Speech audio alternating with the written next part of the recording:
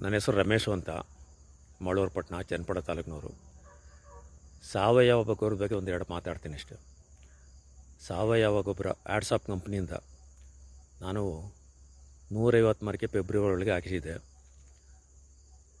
ಪುನಃ ಎರಡನೇ ಸಲಿಗೆ ಆಗಸ್ಟಲ್ಲಿ ಹಾಕಿಸಿದ್ದೀನಿ. ತುಂಬ ಇಳುವರಿ ಬಂದಿದೆ, ಚೆನ್ನಾಗಿ ಬಂದಿದೆ.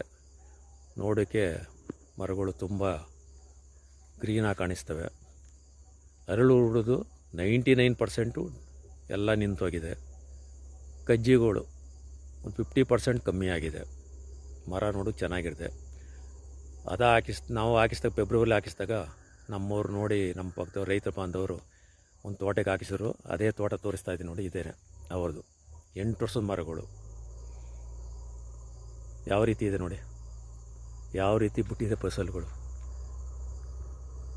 1 2 3 4 5 6 5 ಕೊನೆಯೇನೋ ಸುತ್ತ ಇದೇ ಥರ ಇದೆ ನೋಡಿ. 35ರಿಂದ 40 ಕಾಣಿಸ್ತಾ ಇದೆ.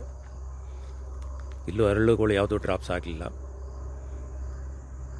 ರೈತರುಗಳು ಯಾಕೆ ಸಾವಯವ ಗೊಬ್ಬರ ಉಪಯೋಗಿಸಬಾರ್ದು? ಸ್ವಲ್ಪ ಉಪ್ಪು ಯೂರಿಯಾಗಳು, ರಾಸಾಯನಿಕ ಗೊಬ್ಬರಗಳು ಕಮ್ಮಿ ಮಾಡಿ.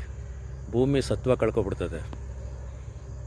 ಈಗ ನಮ್ಮದು ಆಡ್ಸಪ್ ಇದು ಹಾಕಿದ್ರೆ ಎರೆಹುಳು ಉತ್ಪತ್ತಿ ಜಾಸ್ತಿ ಆಗುತ್ತದೆ. ನೀರಿನ ಅಂಶಗಳು ಹಿಡ್ಕೊಳ್ಳೋಕ್ಕೆ ಒಳ್ಳೆ ಶಕ್ತಿ ಇದೆ. ಮರಗಳಿಗೆ ಒಳ್ಳೆ ಪೌಷ್ಟಿಕಾಂಶನ ಒದಗಿಸ್ಕೊಡ್ತದೆ. ಚೆನ್ನಾಗಿ ಇಳುವರಿ ಬಂದಿದೆ ನೋಡಿ, ಒಳ್ಳೆ ಇಳುವರಿ ಬಂದಿದೆ.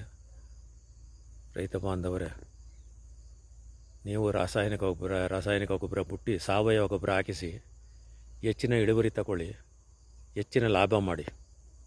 ನಮಸ್ಕಾರ ರೈತ ಬಾಂಧವರೇ.